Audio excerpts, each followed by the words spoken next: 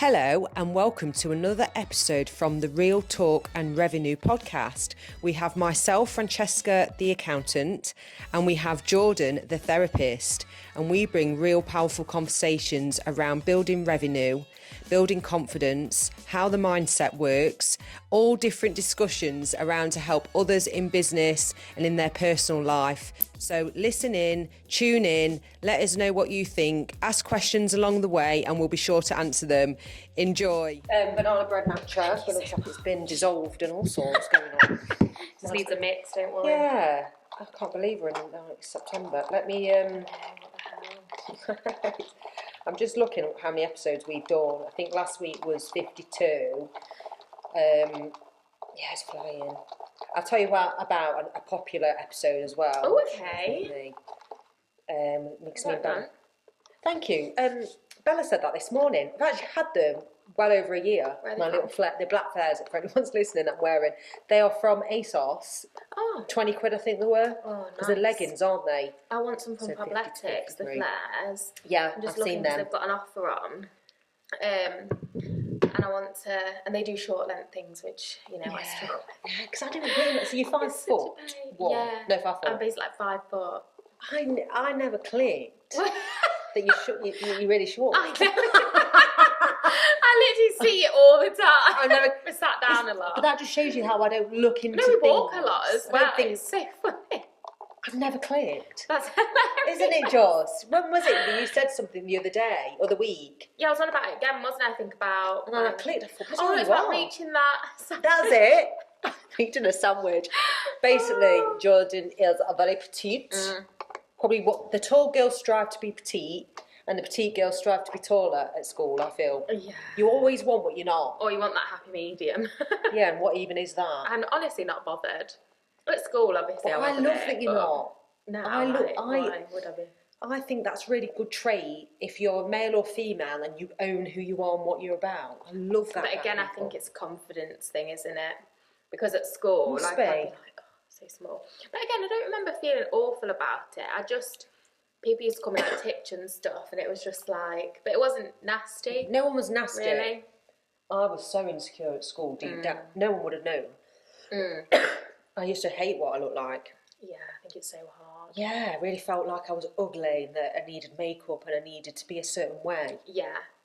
I think we speak about this a lot, don't we? Like body image and confidence, and I suppose as well because it's such for so many people, but like women as well with like the beauty standards and whatnot. And I don't think men are exempt from that. Don't get me wrong. Yeah. But I think it's just like ingrained in how we live, this kind of like dissatisfaction with our appearance or needing to, we've spoken about this before, but like needing to fit what is like seen socially, like culturally as attractive. So true. And, you know, for us and like, I guess most like Western societies, it's kind of like a slim, but like you've also got to have boobs and a bum. Oh my God, it's like, so true. Certain types of hair. Hips for, you know, men like the hips. Yeah. And, you know, carrying baby hips. Oh, it's just like... You know, can I say about the jeans that you said the other week? Yeah. You know what? This is genuinely true, though. Yeah, no, you were just laughing it off and it was... You know that happened to me? And some jeans I put on for 6 months and I was like, couldn't get in them. Yeah. I've had that. I told you I had that. Yeah. And, oh, God, it would mortify me. Again, I don't know why. I know, and it's that kind of like pressure to remain in a certain kind of body, isn't it? Yes. Don't get me wrong, I didn't feel great about it. I was like, but I sort of just put them on. I know, but you know what to do. Yeah, no, basically, tell the story. For fuck's sake. So basically, what was I was just trying to like get dressed to come in, wasn't I? Yeah, we was having some TikToks, weren't we? We were doing some TikToks, and so I've got these jeans that, as I described, are now the only jeans that fit me. Fine. That I own. Not in the world, obviously. I can buy some more. You don't want to buy more, but this is the thing, isn't it? You don't want to. So I went to put on my slimmer mom style jean, ironically, and I put them on. And as soon as I put the legs on, I thought, it's me they're not going to go on. So like I pulled them up and the zip was like... Basically about 4-inch gap. Yeah. And I was like, oh, I just went, oh, for fuck's sake. So I just shimmied them back off and then put the Old Faithfuls back on. I love an Old Faithful. But these used to, because I've had these both at the same time and I've worn both interchangeably at the same time. But these were like quite baggy before, quite roomy. Obviously not like these are now tight jeans. Yeah. Isn't it funny how they call jeans mom jeans? I know, and I could get in my mom jeans. Yeah, but isn't that weird? Like, all right. It's a style, I know, but there's a dad jean as well. I know there are women. For women. Which means baggy and wide. Yeah, it's funny, isn't it? Probably just getting straight to the point, aren't they, with those comments? Yeah, it's one of those, isn't it, where I was like, oh, okay.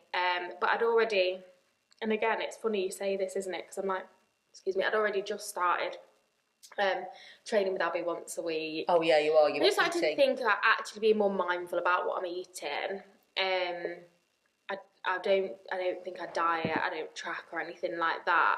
But I'm aware that I've gotten into just a mindset or the habit of eating what I want when I want, not at all being mindful or like thinking about just like my health and eating well for like energy and stuff like that. So it's literally been like lots of sugary snacks, chocolate, things I can grab when George isn't around because I can't be bothered, I haven't got the energy to like cook something.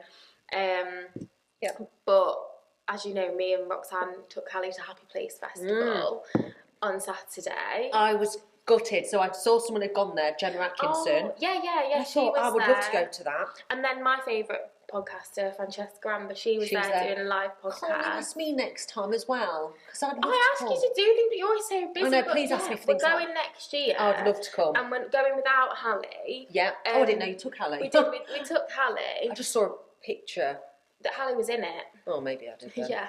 So we're going to go without Hallie next time because it was lovely to take, but obviously we couldn't book any of the classes like yoga, meditation or any of those because we wouldn't be able to do them. Yeah. So next year we're going to go without. We're just going to wait to see what dates come out. And you just can meet the celebrities and everything? You can. Like, I saw Fran twice walking around with her What, kids. you just like hugged her and I was like, hello, like, you all right? Just had a chat. Yeah, so, and I think a lot of people obviously saw, because it's such a nice sized festival as well. Like, you can walk around it in sort of like, if you wanted to look at everything, it might take sort of like an hour, a couple of hours if you're really going to get into it. But like, you can do a lap of the field in like 10 minutes. Like, it wasn't too big, it wasn't really packed, but it was like just busy with like nice people. Someone actually stopped me. Thanks to Roxanne, because I had my top on that I wore the other day, this pink top. Yeah. And I was like, oh, I don't really want to wear jeans. Like, I want to wear something comfortable. Yeah. And she was like, oh, just pair it with those gingham trousers. And I was like, will that go? Like a colour clash? And she was like, yeah. Yeah. I put them on. I was like, oh, I really like this outfit.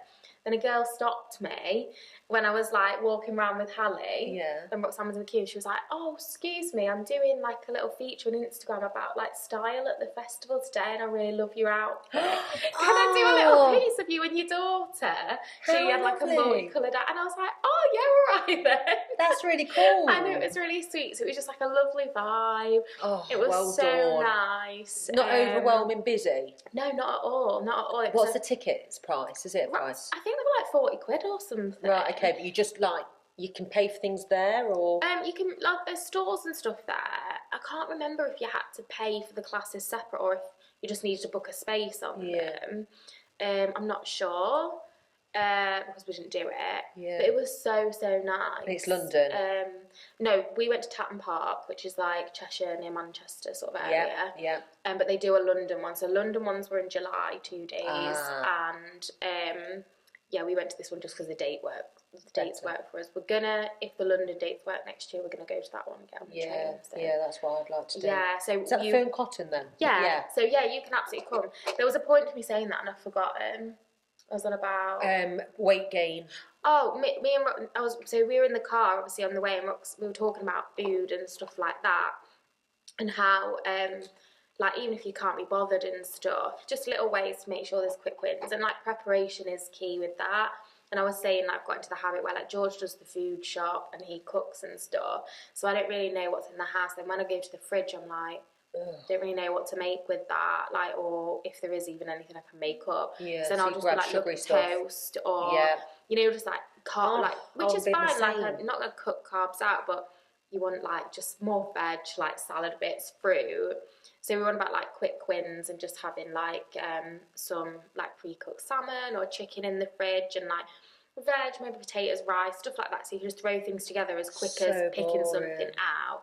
It is and it isn't. It depends, because like when I say having rice and stuff, like for a while I'd like just have like a packet of like Mexican rice in the fridge, or like chili and lime rice. Yeah, it's so easy to do. Veg, and like there's nothing better than like roast sweet potatoes in olive oil with like herbs, or normal potatoes, like, but better than like grabbing a croissant. 100%, but I've got to the habit where I find that boring. Yeah. Because I've done it for so long. Yeah.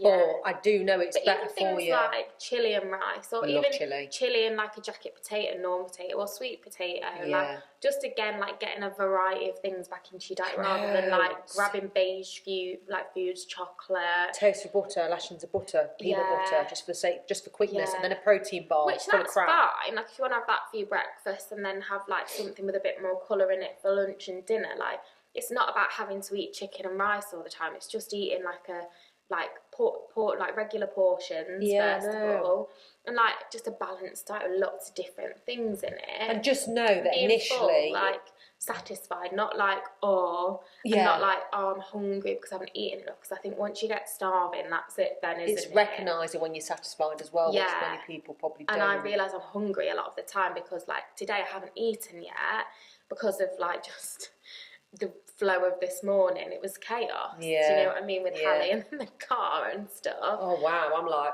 how do you not eat? That's what I mean, and it's one of those. So like I'd be at risk if I didn't know we had a few bits in when I go home of being like, I'm starving, I'm just gonna like get some toast on, or like there's bacon in the fridge, like I'll just have a bacon sandwich with ketchup, which again is fine, but not every day. When that's all you're eating all the time, because it's easy. You're feeling like things are tight and you don't want to buy bigger clothes. And it's not just that, it's about like energy, and like it's definitely energy. Wanting to just look after your health in some way as you're aging and stuff as well. Well, let me talk to you about this then. We did a women's health podcast, not on purpose. We actually just talked about women's health because I talk about my health to give people examples. Yeah. So you're 32, aren't you? Did you just turn 32? Yeah. I've just turned 40. I say just turned.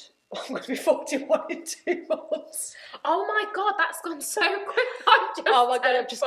I've just turned 40. That's cracked me up. I would have totally bought into that as well, because it feels like yesterday. It does. That is freaky. To those listening, I haven't just turned 40. No, I feel the same. What an idiot. Just you like blagging it. Oh my God, I'm getting old. Right, so I've noticed some changes and it's really annoying me. Yeah. I am trying to work out. So I'm pulling out of High Rocks event and I've pulled out of the Sheffield 10K. I'm actually so proud of you. Like, for once in your life, allowing yourself to just like, do you know what I mean? Because it's not that you're going, oh, can't be bothered. That's not you, and it's not your personality. Feels like that. This is really, I feel like crying about it. I know, because you've got such a problem with like, you're such an all person. Yeah. It's not even all or nothing, like you're so all. It's ridiculous. You're a very rigid thinker when it comes to discipline and routine. Yeah. Flexible in other areas, business and stuff, but when it comes to discipline and routine, you are so rigid and you're so hard on yourself. Yeah, I know. Aren't you? Yeah, really hard.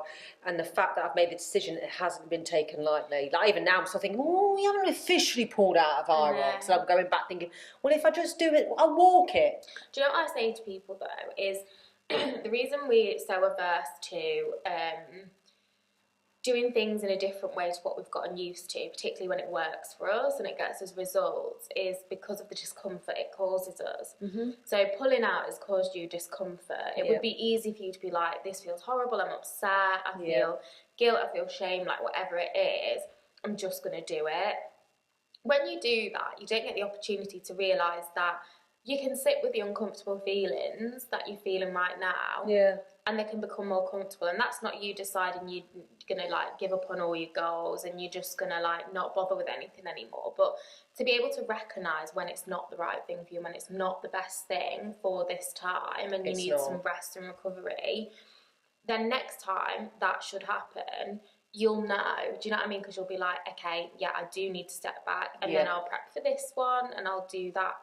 And it starts to feel less uncomfortable the more we get comfortable with being more intuitive and like tapping into what works with us and worrying a bit less about how others might perceive us as a result of that, because there's definitely some of that going on, like in how you show up and well, people know me for like fitness, social media, I share the journey, I told everyone. That's only part of it.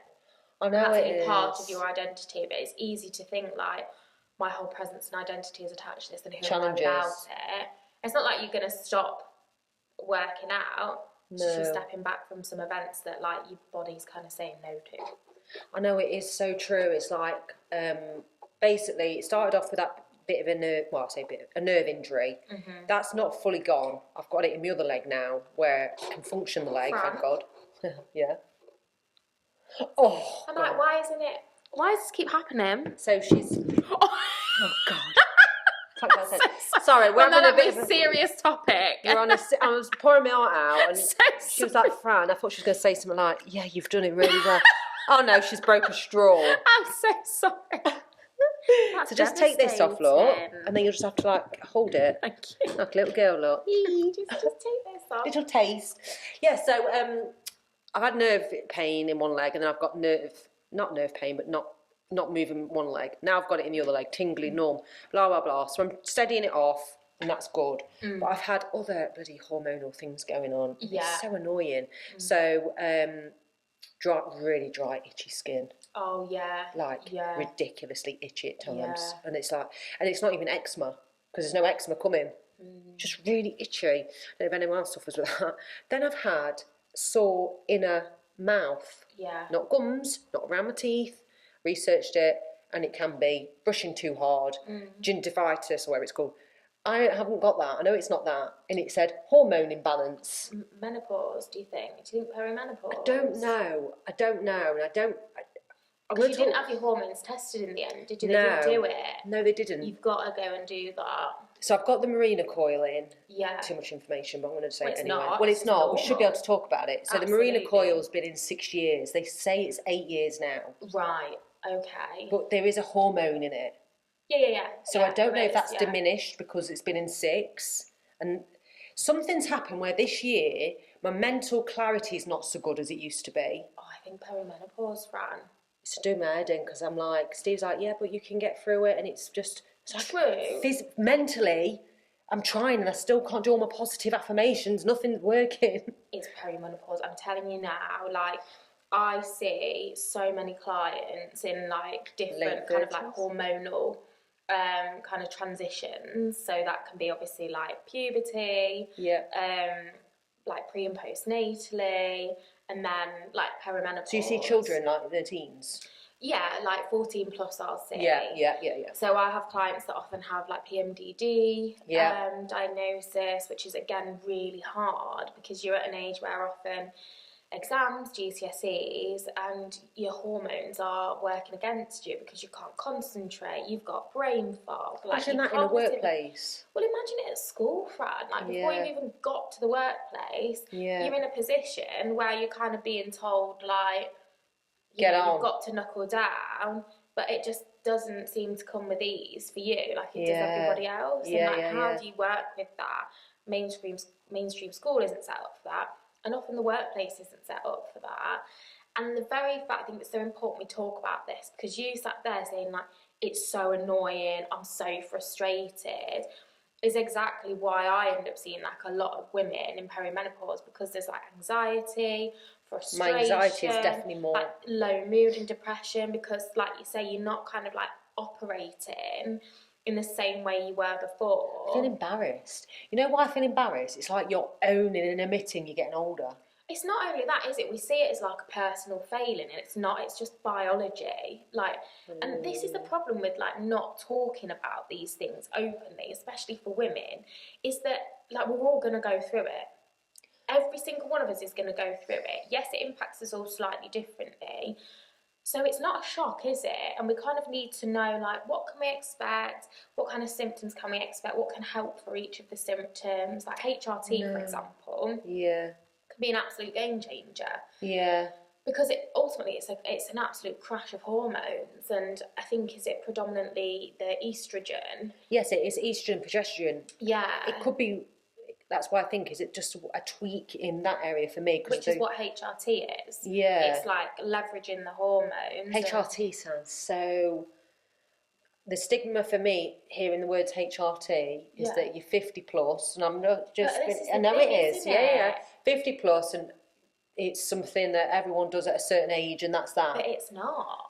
And ultimately, it's no different to those of us that have been on like hormonal contraception for like big periods of our lives. Yeah, that's me. It's exactly the same. Like we are manipulating like estrogen and or progesterone levels in the body. HRT is exactly the same. We're manipulating like the hormone levels in our body that are related to our reproductive organs. Do you know what I mean? It's no different. No. It's just a different like level of things. I know, and I've been told, why don't you take your HRT out? HRT, Marina coil out. Yeah. I'm like, no, I'm scared. Well, it's going to change me. Well, I don't think you need to, but it might be worth like. I think you need to see a women's health expert, like a gynaecologist, really. Where'd you find one of them then? I'll show you after the pod. But you've got private healthcare, haven't you? It's a cash plan with Benetton, so I claim it back. You don't just use it and get everything you need. Yeah, got you. There's ways around stuff, isn't there? So yeah. I'll show you, but you can go online and you can find like gynaecologist, private gynaecologist. You can get referred obviously through the NHS. It's a harder slog when you've got your GP, you know, kind of gatekeeping because of resources nowadays. But you know, I see a lot of people that have ended up going private, just for ease, for quickness, timely kind of appointments and stuff. And did they get it sorted? Yeah, quick. Yeah, because they know, they're experts. They know exactly what's going on. You don't have to go to your GP. GPs, they're like, oh, do you want some antibiotics? Sorry, for anyone that's a GP. Like, there are some brilliant GPs out there, but they're very restricted. They aren't specialists. So when you go and see a specialist, they know exactly what to do. Like, they've seen it before. It's easy. They can like validate it, like reduce any like shame or stigma that like we've kind of got ingrained in us because of, again, it's very like old narratives. It is. These aren't like contemporary modern day narratives about like menopause and hormones, because we know, like, first of all, 40 is not old. It absolutely isn't. Yeah. Some people might go through menopause earlier. I know, I've heard it. 35. Some people later. 30s, yeah. You know, some people go through, you know, early menopause because of like surgeries and things like that. So we have to talk about it more. It is being talked about more. It is, and I think in the workplace especially that women sometimes can't function first thing in the morning because of certain. Yeah. That's okay. Let them function after that then. Yeah. Function at a time that suits them. The flexibility. It's leveraging the flexibility, and I also a big believer that the women, even though they may have some hormonal changes, they still can achieve great things for your business or in the business. Sometimes it means accepting what's going on. Well, a lot of the time it means accepting what's happening. Yeah. So that can reduce the frustration, and then thinking like, okay, this is how I'm feeling. When at the moment am I feeling more energized, less energized? Right, I'm going to do these kind of tasks at this time, those kind of tasks at that time, and then delegate these tasks to my team. Do you know what I mean? Like 100%. Just working smartly. Well, I say do that anyway. That's what I mean. So you've got to really think about reevaluating, like, where are my strengths now? What am I struggling with? Like, do I need a bit more time for a few of these things? Yeah. Do I need less intense training and a bit more like stretching and stuff like that, just to, you know, support different, you know, bodily functions? And that's why I'm slowing down my training. I've literally. It's learning, isn't it? It is. You think you've got it figured out. It's the same in parenting, it's the same in life generally, and it's the same with like hormonal transitions. Like, we're like, settled into this routine, fantastic. No. Something changed and you're like, right, I'll have to go and learn more about this. It's so true, isn't it? It's it's trying to be like open and flexible to that rather than like fearful, and you know, it's a good opportunity, isn't it, to just like check our beliefs and our like kind of check ourselves, isn't it? Stereotypes, prejudices, whatever, about the things that are often like conditioned into us from, you know, old narratives, like old evidence, old views and expectations. Like, we've got to bring it back to... But it's interesting, right?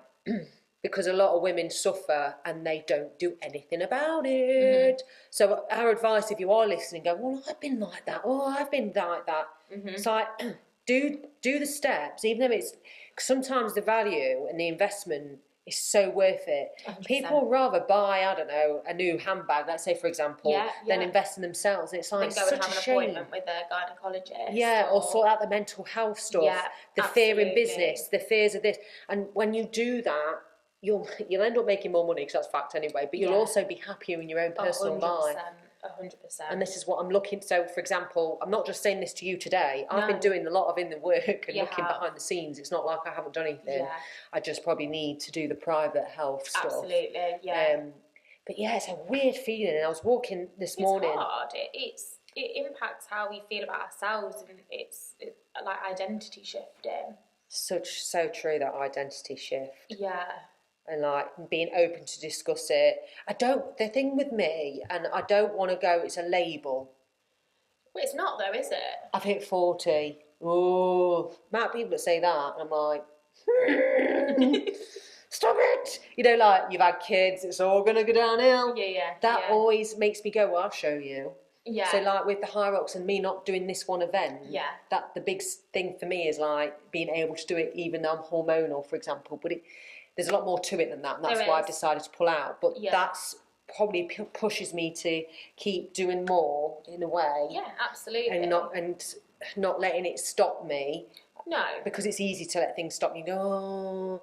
So this is why you've got to find the balance of it being critical, which it's not healthy. It's knowing when to rest and when to push forward. A healthy push or a rest that's needed. And also, like, when you want to kind of push forward, like, sometimes the pace might be a bit slower, or sometimes you just need support from like other people, like, you know, we say going to health professionals, like getting some new tools, like some like HRT, like whatever it might be, and then it's like, oh, I feel like myself again, like, or I feel a bit better, do you know what I mean? And it's like, right, okay, brilliant, I just needed to tweak that. And you know the hormone replacement therapy then? Yeah. That's different hormones for different people, or is it just one patch, here you go, and it's got... No, and it doesn't have to be a patch either. Like, there's so many different like kinds of HRT. It's not just Why don't they share about this?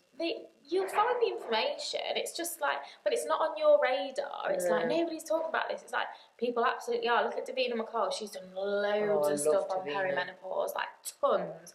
Her book's like packed full of like amazing helpful things for women and like partners and people that want to just understand what's happening and how to like support and how to make it easier, because that's what I mean, like, we're all going to go through it. I know, but it's a long road for me, isn't it, if I started now? But that's the thing, isn't it? If we were educated from a younger age, like, by the way, like, you know, this is puberty, this is pre and postnatal, and then this is like perimenopause, like, we're all going to go through it, but, you know, and we live in a world that's like more supportive and like facilitating of like, just, this is what we're moving towards, isn't it? Like individual difference, but it's a whole population of people. Like, what is it? Like, is it like 51% of the population or something? I don't know. I don't really know. Or women or the workforce. So, like, I know. And that's, so June, who works for us, said that in her previous role that I can't remember how she worded what she did, but there was something in place for menopausal women, or, you know, in the workplace. I think that's really good. I think she had to fight tooth and nail to get that in. Yeah. Because the stigma is, yeah, you're just not as effective anymore, not as productive. So, you know what? It's the same about so many people, though, like, and so many different things, and it's like, no, because we're all human and we're not robots. So we're going to go through phases where we might feel like, you know, we're doing more, and phases when we might want to rest more. That's cyclical living as well. Like, as human beings, we're meant to like rest more in winter and then like come back more in spring and summer. Really? Yeah, because we know, like, lots of people know it's dark, it's cold and it's raining. Yeah. It's a period for like hibernation, like reflecting, you know, like just drawing back in a bit, like resting. And this is how people live. Like, thousands and thousands of years ago or whatever, like with the sun and moon cycles, and that's not airy-fairy, it's just like biology and how a lot of other animals operate. How do you find yourself in the winter then? Do you find you go I do through struggle, a I feel tired. Yeah.